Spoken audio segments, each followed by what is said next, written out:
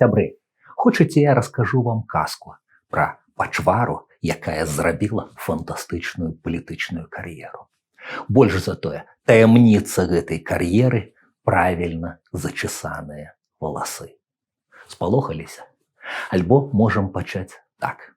Пачвара, пра якую я вам распавядаць, была маленькая і брыдкая. Магчыма, альраун, карлік, што паўстаў з кораню мандрагоры. Дарэчы, у Расіі 2000-го гэта пачвара выступіла галоўным героем адной з праграм куклы. Праграму адразу ж прыкрылі. Зразумела, усе супадзенні з рэальнымі прэзідэнтамі выпадковыя. Але і не выпадковыя, бо мы гаворым пра цудоўнага пісьменніка, які стварыў мудрую алегорыю, якая пасуе на ўсе часы.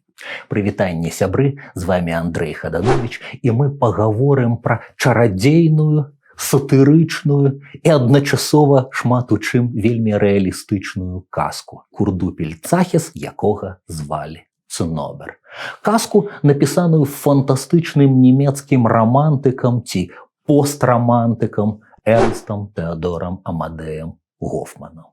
Казку, перакладзеную на беларускую фантастычным Васілём Сёмухам. Я трымаю ў руках гэтае рэдкае, рарытэтнае выданне, якое прашу вас пашукаць, альбо знайсці ў інтэрнэце і пачытаць разам са мною. Сёння у нас падвойны партрэт. Эрнст Тэадор Амадэй Гофман і яго перакладчык Васіль Сёмуха. І, канешне, адзін фантастычны курдупель, якога апісаў першы, а пераклаў на беларускую мову другі.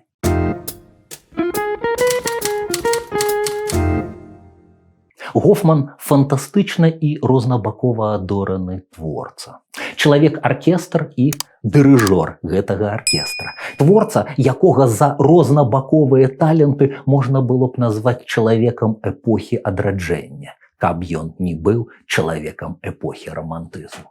Гофман нарадзіўся ў Кенігсбергу, у сям'і юрыста, і сямейная традыцыя, нягледзячы на ранні развод бацькоў і тое, што будучы пісьменнік жыў без бацькі, але улюбёны дзядзька, што паўплываў на будучага творца, таксама быў юрыстам, так што выбару ў яго не было працягваць сямейную традыцыю, але з іншага боку голас таленту, голас паклікання патрабаваў чагосьці абсалютна іншага. Патрабаваў музыкі, патрабаваў жывапісу, а потым, нашмат пазней, праз пісьменніка загаварыла вялікая літаратура. Ужо трэцяе імя пісьменніка шмат пра што сведчыць. Эрнст Тэадор Амадэй. Гэтага імені не было ад нараджэння. Эрнст Тэадор Вільгельм. Але Вільгельма ўжо ў дарослым веку пісьменнік замяніў Амадэем, і гэта было прызнаннем у вялікай любові да Вольфганга Амадэя Моцарта, безумоўна.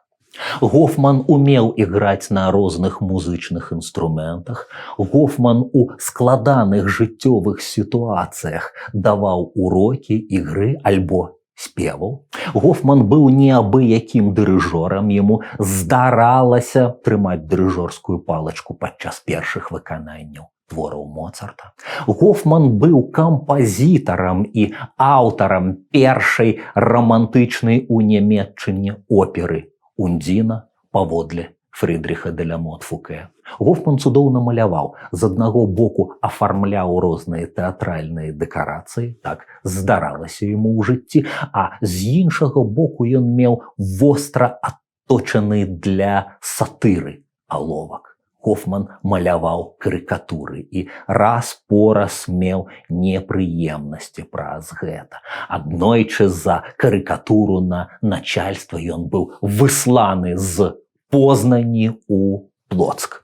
Дарэчы, пра месца жыхарства. У тагачаснай Прусіі не было сучасных дзяржаўных межаў, але, кажучы па-сучаснаму, Гофману давялося вандраваць і мяняць месцы жыхарства ў Нямецчыне, Ляйпцыг, Дрэзден, Берлін, у Польшчы, Познань, Плоцк, у розных гарадах, якія належалі да Сілезіі ці Шлёнску. Цяперашняй Польшчы, хоць у гісторыі бывала па-рознаму. Гофман, які ўсё жыццё разрываўся паміж юрыспрудэнцыяй, так, ён скончыў Кёнігсбергскі універсітэт па спецыяльнасці права.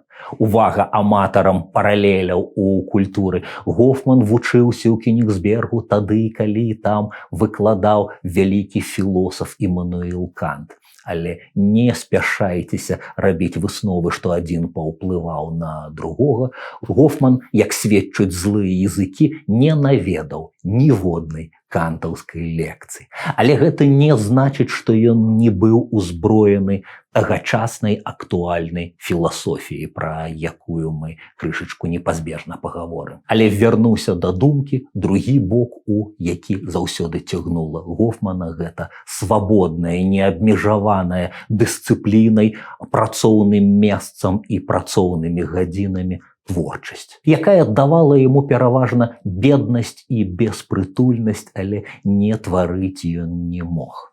Даследчыкі кажуць, што Гофман вельмі позна пачаў як пісьменнік. Што такое 33 гады для рамантычнага дэбюта? Шмат творцаў-рамантыкаў у меншым узросце ўжо трагічна загінулі, альбо скончылі жыццё самагубствам, альбо звар'яцелі і не вярталіся да творчасці.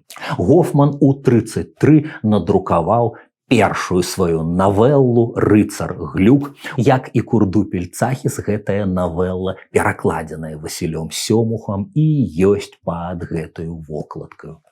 Сваю першую кнігу «Фантазіі ў манеры Калло» Гофман выпусціў маючы 38 гадоў.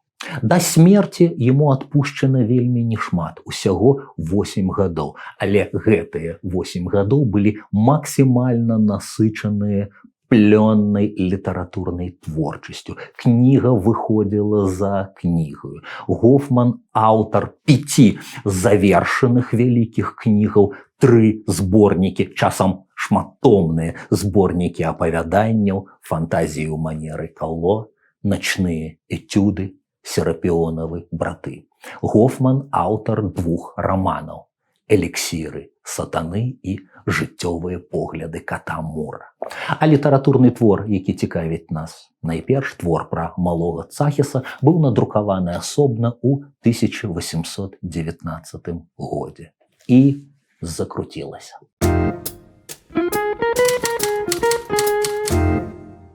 Але перш чым увайсці ў гэтую кнігу, у гэты тэкст, давайце некалькі словаў пра аўтарскую манеру Гофмана, пісьменніка, пра ягоны бэкграунд, пра ягоны светапогляд. Гофман рамантык, але рамантык позні. Таму сур'ёзныя рэчы, якія ён часам прагаворвае, арганічна, неаддзельныя ад іроніі, гумару, часам чарнаватага гумару. Іронія бывае змрачнаватай і вострай палітычнай сатыры. Усё гэта змешваецца ў адзін непаўторны кактэйль. Гофман, як рамантык, найлепшым мастацтвам лічыць музыку, а літаратура тым лепшая, чым бліжэйшая па сваім гучанні і вобразнасці да музыкі. Гофман стварае тып свайго улюбёнага пазітыўнага станоўчага героя. Усе рамантыкі называюць такіх герояў геніямі. Гофман дае ім сваё азначэнне энтузіаст. Энтузіаст, то бок бога натхнёны. Але з іншага боку гэта Чарлі Чапліна падобны маргінал, які трапляе ў тысячы смешных сітуацый, які можа быць дылетантам, недавукам, але мець сэрца шчырае, па-дзіцячы наіўнае і адкрытае да таямніц сусвету. Такі герой можа быць музыкам ці кампазітарам, часам вандроўным, бездомным музыкам ці кампазітарам. Такі герой можа быць паэтам, зразумела, непрызнаным паэтам, таксама вандроўным і бездомным. Такі герой найчасцей бывае студэнтам, што не выключае музыкі і не выключае паэзіі, але нават калі не, то гэты герой чуе музыку прыроды, гэты герой слухае птушак, і птушкі спяваюць зразумелымі яму галасамі. Гэты герой слухае, як шуміць лістота, і лістота таксама гаворыць зразумелай яму мовай. Памятаеце маленькага Сымона музыку у Якуба Коласа? Так вось, Сымон таксама зрабіўся ў пэўным сэнсе вандроўным энтузіастам у гофманаўскім ключы. Больш рэспектабельныя сучаснікі маглі б назваць гофманаўскіх герояў не толькі маргіналамі, але і неудачнікамі. Але што лічыць удачай і неудачай у жыцці? І тут мы прыходзім да галоўнага гофманаўскага падзелу, бо Гофман усіх людзей дзеліць на дзве нероўныя катэгорыі. Усё чалавецтва, паводле Гофмана, дзеліцца на музыкаў і проста добрых людзей, але кепскіх музыкантаў. Калі зменшыць гофманаўскую іронію і сфармуляваць тое самае больш сур'ёзна, то на адным полюсе энтузіасты, а на другім, тыповае нямецкае слова эпохі рамантызму, на другім полюсе філістары. Хто такія філістары? Філістары – гэта сытыя, спакойныя, самазадаволеныя абыватэлі, буржуа у прямым і пераносным сэнсе, якія дзвюма нагамі цвёрда стаяць на зямлі. Але іх сэрцы не адкрытыя для паэзіі, музыкі ды іншых цудоўных дзівацтваў, якія згодна з Гофманам і робяць чалавека чалавека.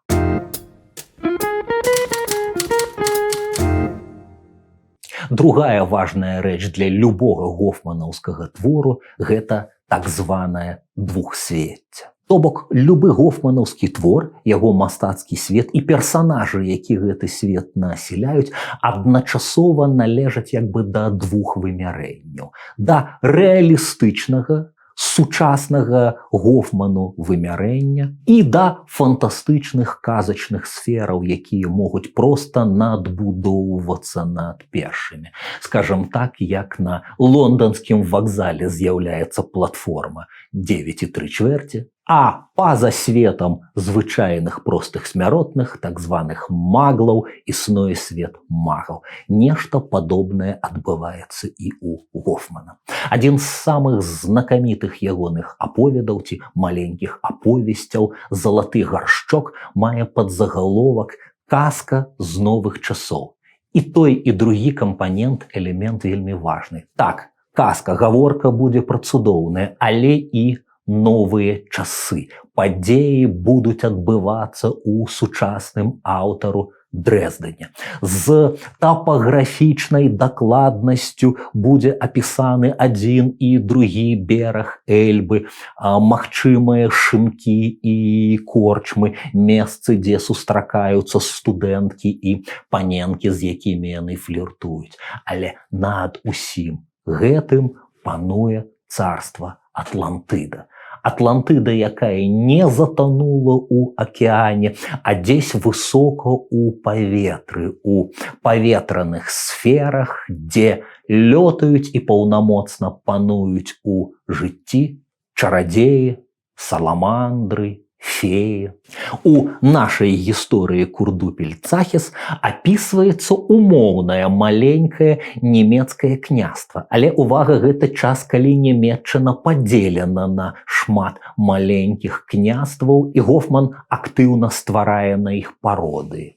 Так, у адным з ягоных твораў княства знікла, вось проста даслоўна знікла, бо ягоны уладар выпадкова выпусціў яго з кішэні падчас прагулянкі. Гэтак і тут. Княства невялікае, але такое лагоднае і гасціннае, што туды цягам гадоў і гадоў з усіх куткоў свету перасяляюцца феі ды іншыя чарадзеі і вельмі утульна жывуць сярод смяротных, інкогніта. А потым не было бяды, ды грымнула асветніцтва. Страшнае слово для Гофмана. Не, Гофман не быў цемрашалаў і цэніў працу сапраўдных асветнікаў. Але вось асветніцтва як ідэалагічная з'ява ў 18 стагоддзі яго, як і іншых рамантыкаў, трохі пужала. Рэч у тым, што вяршыняю таго асветніцтва зрабілася французская буржуазная рэвалюцыя, да якой можна па-рознаму ставіцца. Рэвалюцыя, якая спарадзіла найпрыгажэйшыя лозунгі: liberté, égalité, fraternité, свабода, роўнасць, братэрства. Але ж спарадзіла і гільятыну, і жахлівы тэрор, калі дзеці рэвалюцыі спачатку знішчалі невінных людзей, а потым пачалі жэрці адно аднаго. А наступнае пакаленне ўсю гэтую кашу расхлёбвала. Адсюль падазронае стаўленне да матэрыялізму і атэізму. Гэта яны, маўляў, рыхтавалі тое, што абрынулася на Еўропу. Адсюль падазронае стаўленне да палітыкі, да любой палітыкі. Помніце старую схему, 2 пункты. Пункт першы: любая палітыка – гэта зло. Пункт другі: калі табе падабаецца нейкі палітык, глядзі пункт першы. У адрозненне ад старэйшых калегаў, ранейшых рамантыкаў, якія займаліся цудоўным эскапізмам, якія ввялі сваіх герояў і сваю мастацкую сістэму ў іншыя часы, на іншыя кантыненты, у іншае вымярэнне, далей ад абрыдлай буржуазнай рэальнасці, якая ім не падабалася. Яны не хацелі нічога агульнага з ёй мець, яны перакрэслівалі яе, і яна ніякім чынам не азывалася, не падавала знаку жыцця ў іхных творах. Гофман разумеў, што гэтая утопія, што ад рэальнага жыцця не дзенешся нікуды, таму рэальнасць нагадвае ў Гофмана пра сябе 1001 цудоўным, часам казачным чынам. Вось гэтыя гофманаўскія парадоксы спалучыць у адзін вобраз чыстую фантазію, далёкую ад рэальнасці казку і штосьці вельмі пазнавальнае ў самых бытавых надзённых дэталях. З іншага боку, уся гэтая проза жыцця пачынае жыць сваім іншабыццём, пачынае набываць казачныя адзнакі. Вось герой з згаданага залатога гаршка на першай жа старонцы на рынку урываецца ў падзеі, спатыкаючыся аб кошык старой гандлёўкі, раскідваючы піражкі і яблыкі. Але гандлёўка – гэта не звычайная гандлёўка, а замаскаваная злая чарадзейка, а яблыкі і піражкі – гэта ейныя родныя дзеткі. Таму герой выкляты, таму у героя будзе купа непрыемнасцяў з боку негатыўнага казачнага свету. Такі герой можа сесці пад кустом бузіны, зацягнуцца сваім чарадзейным тытунём. Я б асобна разабраўся ў хімічным складзе гэтага тытуня, і раптам пачынае чуць галасы. У лістоце звяваюцца 3 залаціста-зеленаватыя змейкі, і адна з якіх глядзіць на яго сваімі чарадзейнымі вачыма, і, увага, герой закахаўся. Вось такое незвычайнае платанічнае каханне ад глыбокага пагружэння ў вочы істоты, якая, зразумела, блізка не змейка, а зачараваная прынцэса, але гэта зусім іншая гісторыя.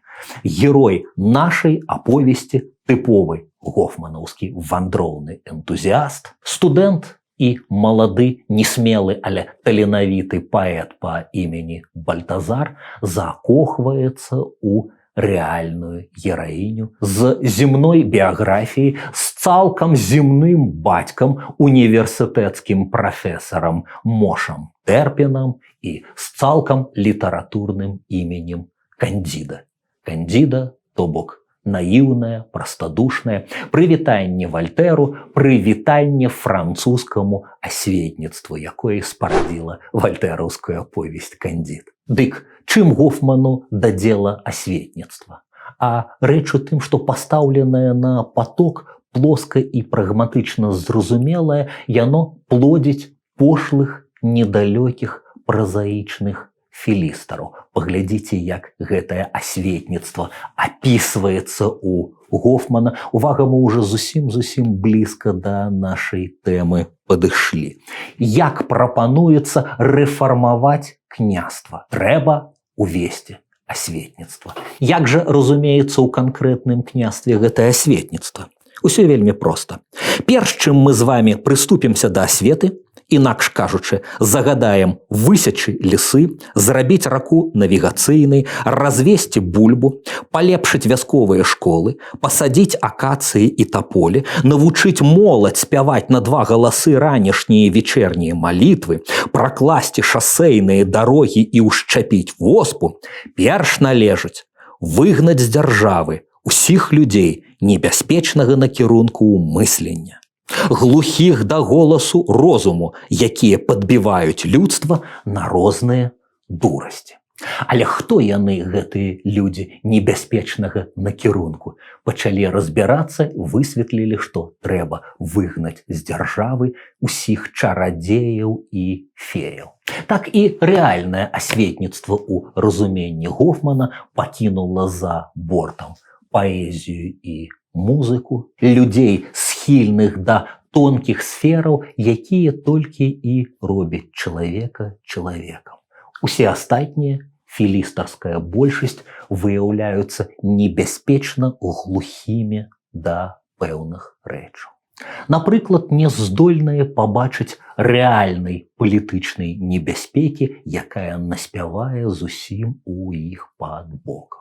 Альбо, скажем так, гэтая большасць вырасла ў непапраўдна слепую колькасць людзей, пазбаўленых густу, а таму праз іх дасягае поспеху, росквіту і вяршыняў усякая дрэнь і фуфло. Як у мастацтве, так і у навуцы і, безумоўна, у палітычных сферах. Чым горай, тым большы росквіт і поспех.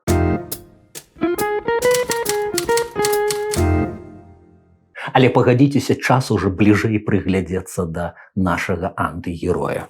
Тое, што з першага вока можна было прыняць за дзіўна выкрыўлены кавалак каравага дрэва, было сапраўды выродлівае.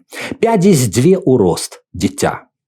Пакладзенае ў поперак ножкі, яно цяпер выпаўзла адтуль і нешта вуркочучы юрзалася ў траве. Галава ўрасла ў плечкі, на спіне нейкая наросціна, як гарбуз, а адразу ад грудзей раслі ножкі, тонкія, як дубцы з ляшчыны, і ўсё яно было нібы рассечанае рэдзька. Пустое вока не разгледзела б твару, але калі пільней, дык можна было ўбачыць нос, доўгі і шылаваты, ён тырчаў з-пад чорных скаўтуненых валасоў, і маленькія, чорныя з іскрынкамі вочкі. Усё гэта ў дадатак да маршчыністага, старэчага твару, здавалася, выкрывала ў ім маленькага Альрауна. Недарэчны герой нарадзіўся ў беднай вясковай жанчыны Лізы, якая не ведала, што з ім рабіць. Кармільца з сям'і з яго не вырасці ніяк. І вось, цягнучы яго разам з вязанкаю хворасту, яна змарылася, стамілася, заснула, і тут на сцэну з'яўляецца гофманаўскае двухсвецце. Да звычайнай рэальнасці далучаецца сфера магіі. Магутная фея, чарадзейка Роза Бельверде, старанна замаскаваная для простых звыклых людзей, іншым іменем, але падобным, Розеншон. У нечарадзейнай рэальнасці яна кананіса ў пансіёне шляхетных паненак, але удумлівыя назіральнікі не падмануцца і пабачыць яе чарадзейную прыроду. Вось жа, фея Роза Бельверде бачыць недарэчнага маленькага карузліка і шкадуе яго. Вой, маленькі Цахіс, які складаны, які балючы твой лёс. Зрабіць цябе прыгажуном я не магу, але я магу зрабіць так, каб ты, не гледзячы на тваю брыдкасць, адчуваў любоў і дасягаў поспеху. Дам я табе чарадзейную якасць.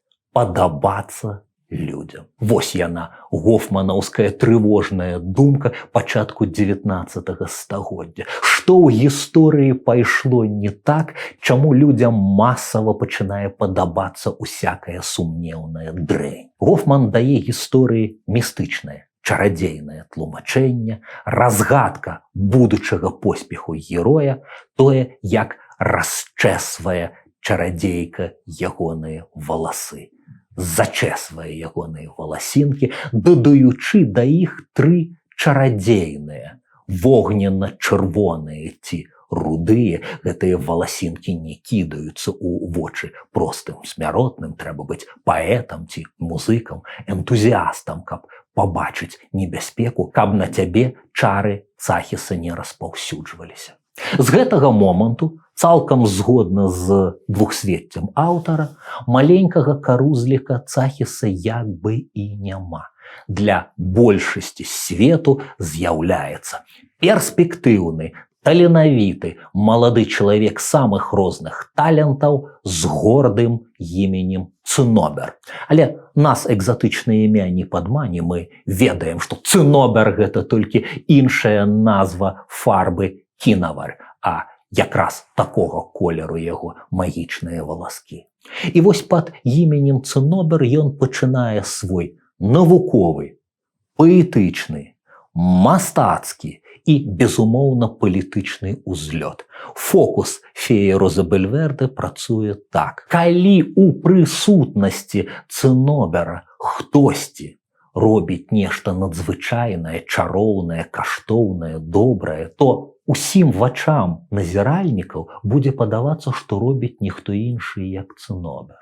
І наадварот, усё брыдкае, недарэчнае, зробленае нікчэмным карузлікам будзе прыпісвацца іншым людзям. Кажуць, што гофманаўскую аповесць любілі першапраходнікі марксізма, бо ў гэтай метафары ім бачылася капіталістычнае адчужэнне плёну працы чалавека ад яго самога.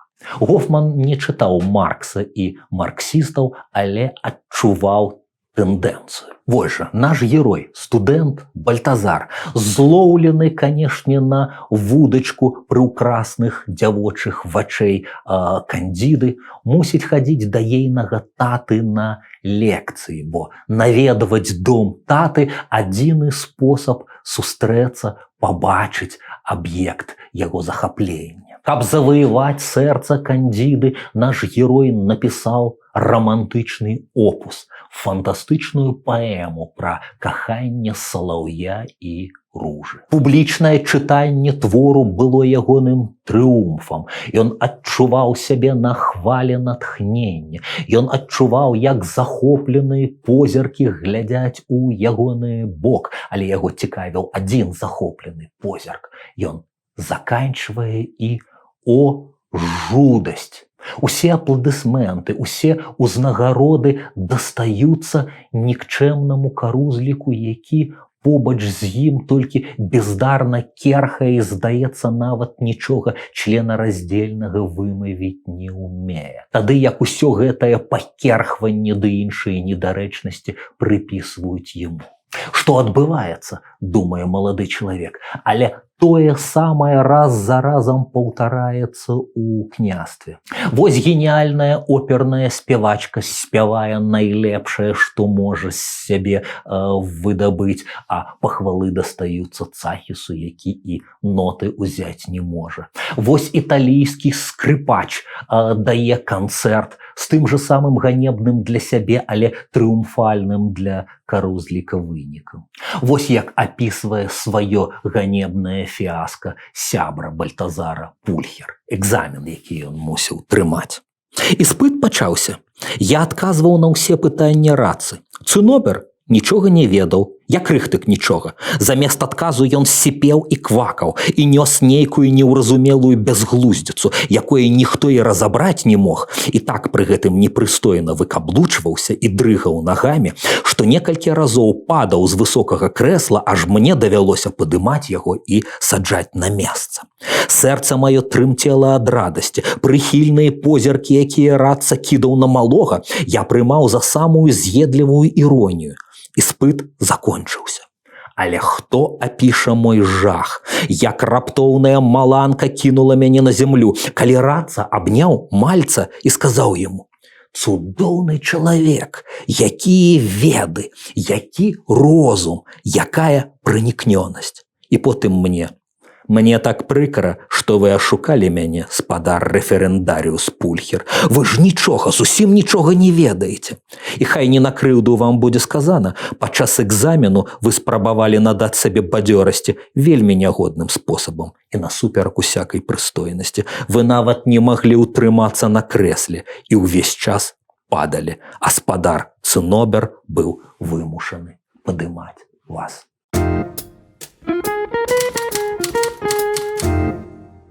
Каб жа амбітнага карузліка задаволіла кар'ера творцы ці навукоўцы, але не, ён лезе ў палітыку, але што значыць лезе?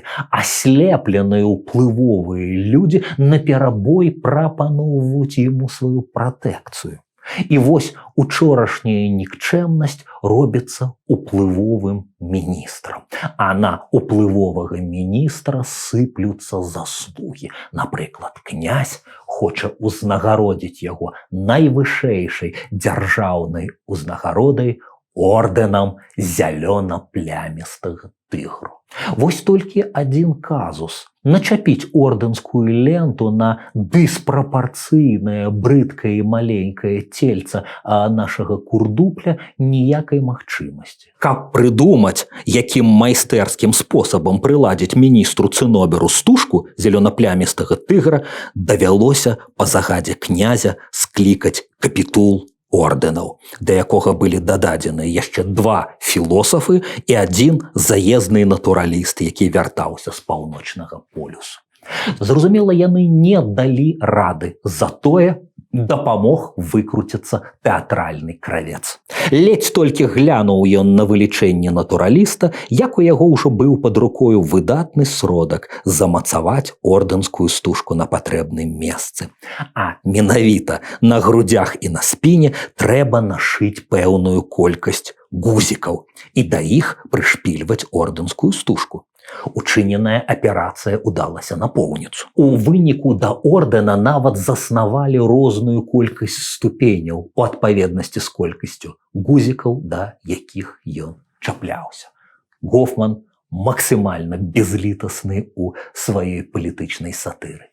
Гофман не жыў у канцы 20-го стагоддзя, скажем, у эпоху брэжнеўскага застоя, не бачыў манію сустракацца і цалавацца ў засмокт з палітыкамі, уручаць ім усе магчымыя ордэны свету і атрымліваць усе магчымыя ордэны свету, але, мабыць, і рэаліі 18-19 стагоддзя ў Нямецчыне давалі дастаткова падставаў для сатыры. Вяршыня нешчасця ў беднага студэнта не толькі ягоны правал і поспех нікчэмнасці, але гэтая нікчэмнасць ужо ягліцца на руку і сэрца ягонай любай Кандзіды. І Кандзіда як пад гіпнозам, як пад зачараванасцю адказвае, здаецца, узаемнасцю на прыхільнасць дробнага, брыдкага, нікчэмнага паскудніка. Карацей, сітуацыя, якая ніяк не разрульваецца без чарадзейнай дапамогі, так бы мовіць, зверху. Знаёмы з антычнасці прыём «Deus ex machina». Калі людзі не даюць рады,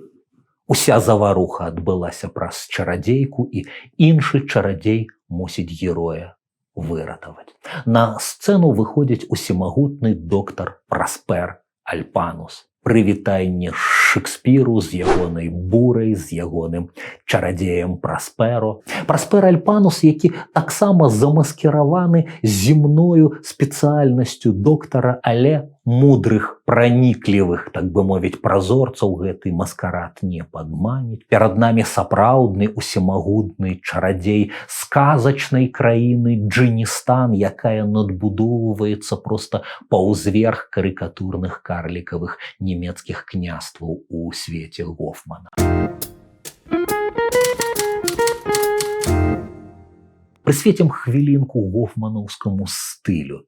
Сігнал пра прысутнасць найвышэйшай рэальнасці Гофман дае апісаннямі. на поўную моц дакручваючы апісання яскравых фарбаў ва ўсёй іх зыркасці, дадаючы усе магчымыя музычныя гукі, якія гучаць адмысловым чынам. І нарэшце нават пахі выходзяць на арэну, прычым гэтыя колеры, гукі і пахі адпавядаюць адно адному, уступаюць у складаныя ўзаемаадносіны. Перад намі проста сінтэз мастацтваў, альбо тое, што псіхіятры і мастацтвазнаўцы называюць сінестэзіяй. Колеры пачынаюць гучаць, гукі пачынаюць пахнуць, а Гофман, апісваючы гэта, расчыняе, можна сказаць, магічныя парталы. Незвычайнае уваходзіць у сферу звычайнага. Уважліва сачыце за рухамі Гофмана.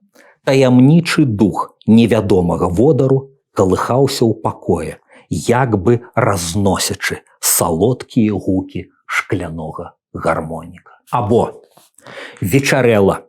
Усе фарбы лесу змяшаліся ў густой шэрай мгле. І раптам учыніўся нейкі дзіўны проблеск. Быццам вечаровая зара успыхнула сярод кустоўі і дрэў, і тысячы насекомых зашалахцелі крыламі і забрунжалі ў паветры. Бліскучыя залатыя жукі насіліся туды-сюды, стракатыя матылькі пырхалі, абсыпалі духмяны пылок з кветак. Шалясценне і брунжанне рабілася ўсё больш пяшчотным, пераходзіла ў салодкае цурчанне музыкі, якая давала сутеху спакутаванаму сэрцу Бальтазара. Над ім усё мацней разгаралася прамяністае ззянне. Ён узвёў вочы і са здзіўленнем убачыў Праспера Альпануса, які ляцеў на яго надзівосным насякомым, якое было падобнае на раскошную шматфарбную страказу. Няма сумневу, гэты усемагутны заступнік дапаможа разруліць, дасць рады. Пакідаю вам на салодкае для самастойнага чытання двубой у чарадзейскіх сферах між феяй Розабельверда і чарадзеем Прасперам Альпанусам. Але ягоным вынікам ёсць выдабыты рэцэпт. Студэнт Бальтазар ведае, як зняць чары. І паспяхова іх здымае. А як менавіта, паўтару, чытайце у Гофмана. А вось на чым грэх не супыніцца, гэта на развенчанне палітычнай усемагутнасці міністра Цынобера, які зноў ператвараецца ў нікчэмнага карузліка, у курдупля Цахіса. Пазбаўлены магіі сваёй фрызуры, магіі чароўнага зачосу, малы Цахіс выходзіць на балкон, і першае, хто яго бачыць, бачыць ягоная родная маці, якая пазнае сваё брыдкае і нікчэмнае дзіця і першае прамаўляе ў голас гэтыя словы. Вось яно, маё дзіцятка ненагляднае, мой малюпасенькі гномік. Добрай раніцы, малютка Цахіс, добрай раніцы, пацанок мой Цахіс. Васіль Сёмуха не шкадуе школьных моўных сродкаў на пераклад. І натоўп раптам празрывае, раптам расплюшчвае вочы на нікчэмнасць, якую яшчэ учора узносіў на п'едэстал. Пацан Цахіс! Пацан Цахіс! Ага, падзівіцеся толькі на маленькага, расфуфыренага павіяна. Нягеглы вырадак, альраун. Пацан Цахіс! Пацан Цахіс! І далей, вылюдак. Ліліпут шалапут. Альраун. Божа праведны, з жахам закрычаў камердынер. Дык жа гэтая гнюсота выглянула з акна іх эксцэленцыі. Скажу, болей гэтая гнюсота і была іх эксцэленцыяй. Фінал карузліка трагікамічны, уцякаючы ад пераследу ён паслізгваецца і трапляе ў пэўную ёмістасць з пэўнай вадкасцю. Не удакладняю, якія, але князькі Мэдык каментуе, што ён захлынуўся гуморамі, а значыць, памірае гумарыстычнай смерцю. Часам гумарыстычная смерць вінчае трагічнае для нас усіх, хто цярпіць ад узурпаванай улады жыццё. Найтрывожнейшае ва ўсім гэтым слепасць атачэння, натоўп, які ўзносіць сваіх нікчэмных герояў, што ў палітыцы, што ў культуры, ды ва ўсіх сферах. А потым, калі куміры зрынаюцца, то вінаватымі як бы выяўляюцца гэтыя куміры, а не нашая оптыка, а не нашая павярхоўнасць, а не нашая нездольнасці, нехаценне думаць або думаць своечасова. Гофман знаходзіць іранічныя спосабы патлумачыць, што ў звыклым жыцці такі Праспер Альпанус не заўсёды прыходзіць на дапамогу і вырашае невырашальную сітуацыю. Даследчыкі, якія шмат і ахвотна пішуць пра Гофмана, кажуць, што фінал як бы падкрэслена хэпі-эндаўскі. Ён у галівудаўска-дыснеўскім стылі казачных спецэфектаў, якія ствараюць дымавую завесу для чагосьці, пра што Гофман не дагаворвае. Адна з прычын аўтарскай горачы і змрочнай іроніі – разуменне таго, што перамога казкі ілюзорная, што любы бунт супраць матэрыяльнага свету ён вырашаны на паразу, што чым вышэй узлетае рамантычны энтузіаст, тым балючай будзе падаць. І адгэтуль вынікае гофманаўская рамантычная іронія. Паглядзіце на неадпаведнасць зацятага змагання энтузіастаў, прыхільнікаў сферы духу, музыкі, паэзіі супраць нізменнай, прыземленай прозы, а што атрымліваецца ў якасці бонусу. Зразумела, што ачмурэнне праходзіць, вочы Кандзіды нанова адплюшчваюцца на каханага Бальтазара. Усё ў маладых людзей будзе ў парадку. Больш за тое, Праспер Альпанус, адлетаючы па сваіх казачных справах, пакідае ім чарадзейны пасаг. Але прыгледзімся да гэтага пасагу. Як кожная дэталь вельмі міла, вельмі сімпатычна сагрэтая цеплом аўтарскай любові, але пры гэтым празаічна заземленая. Перамога казкі выяўляецца ілюзорнай. Паслухайце, што атрымаюць героі ў сваё шчасце. Калі ты аселішся з Кандзідай у маім сельскім доме, дык шчасце вашага сужэнства забяспечана. За прыгожымі дрэвамі саду расце ўсё, што патрэбна на хатні ўжытак, апрача цудоўных пладоў яшчэ і выдатная капуста і усялякая гародніная смачніца, якой ва ўсім наваколлі не знойдзеш. У тваёй жонкі заўсёды будзе першая салата, першая спаржа. Кухня так уладжана, што горшчыкі ніколі не перакіпаюць. І ніводная страва не перагарае, нават калі ты на цэлую гадзіну спознішся да стала. Дываны, кілімы, чехлы на крэслах і канапе маюць такую ўласцівасць, што нават пры самай вялікай няўвішнасці слугам не ўдасца пасадзіць на іх ані плямкі.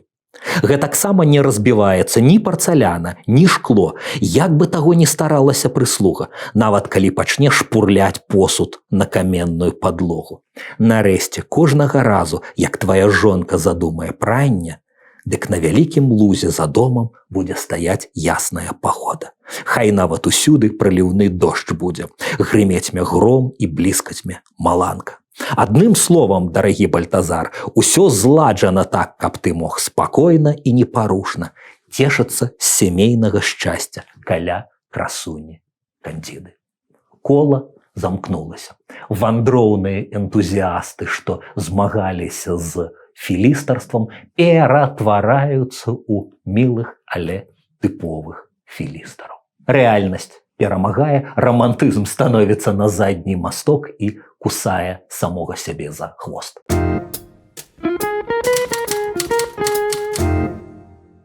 Апошняе, пра што варта было б сказаць некалькі словаў, пра легендарнага перакладчыка, які стварыў адметны літаратурны свет па-беларуску.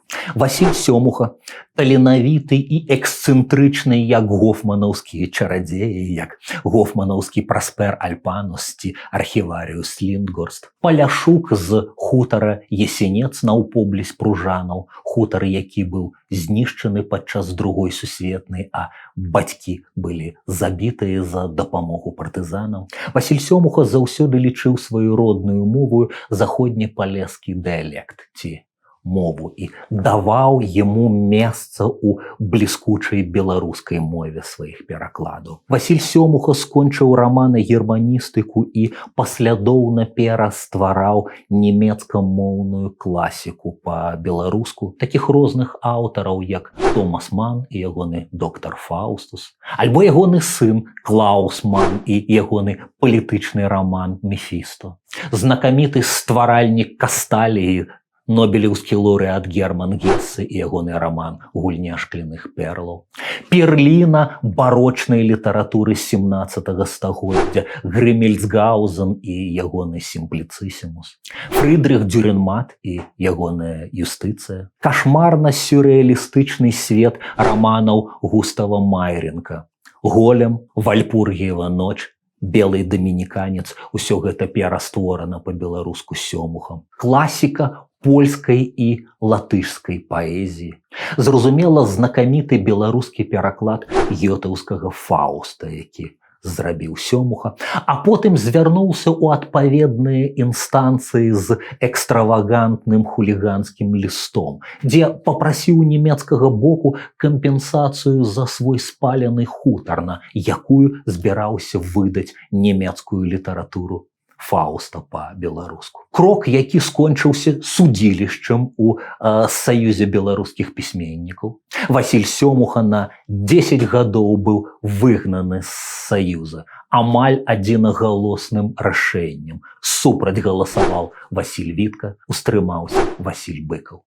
І, безумоўна, шматгадовая праца над перакладам Бібліі, якая цяпер ёсць шмат у якім беларускім доме. Здаецца, самы запатрабаваны біблейскі пераклад менавіта Сёмухаў. І, зразумела, Гофман выдадзены на паперы ў Менску 2008, а яшчэ раней па частках гэтая кніга, спачатку 2 навелы пра музыкаў, а потым сатырычная казачная аповесць «Курдупель Цахіс» друкаваліся ў часопісе «Крыніца 90-х». Прадмова да гэтай кнігі, якую Васіль Сёмуха ператварыў у прызнанне ў любові не толькі да Эрнста Тэадора Амадея Гофмана, але і да свайго сябра і паплечніка Владзіміра Караткевіча, які, як дазнаемся са словаў Сёмухі, вельмі любіў Гофмана, вельмі чакаў яго перакладу на беларускую мову і вельмі заахвочваў Сёмуху